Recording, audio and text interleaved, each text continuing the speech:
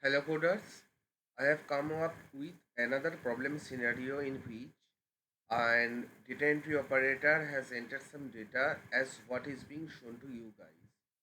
What he did is that whenever we are entering some data in a cell in Excel and then press enter, the cursor goes to the next immediate cell to it, that is the next row to it. So he has entered the data something like this. Now the manager wants to extract the data from this in such a format that it will be something like here. It will be name will be shown in here and then salary will be shown in here. So what the mistake what he did is that's not a mistake. So the while making some data entry, what he did is that he wrote the name and then pressed enter and the cursor moved on onto the next row and he entered the amount or the salary which he is getting or which he is fetching. So that's how he entered the data. Now the manager wants to convert this particular set of data in such a format that the name and the salary would be segregated from this set of data which is being shown in the A column. Now our motto is to select. So what we are seeing that, notice that the textual portion is in the left align and the numbers are right align. So what we need to do is that we need to first think of a way in by which we can extract the textual content. So how can I do that? So we will be extracting the textual content from a range of cells. Which range of cells? I will be clicking on A to select the whole of the column. Then I will be pressing Ctrl G from my keyboard and then I will be selecting special, and then from there I will be selecting this particular option, constants. From this constants I want to extract which of the things.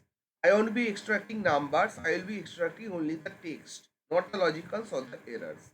Now I need to press OK. So the textual portion, so here I have only 12 records.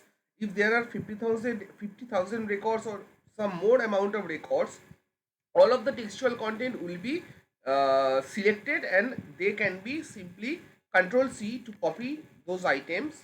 Now I'll be pasting it in here, Control V. So I have successfully copied, I have successfully segregated or extracted the textual portion from this column range to this particular C column. Now we are left with the rest of the part, which is extracting the number portion.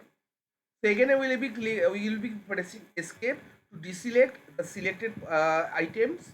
Then we will be clicking on A and we will be making some changes. So I will be pressing Ctrl G from my keyboard and then I will be clicking on special.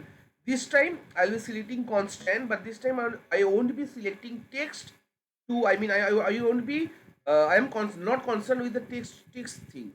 I'm concerned with numbers. So I will be unchecking the other options.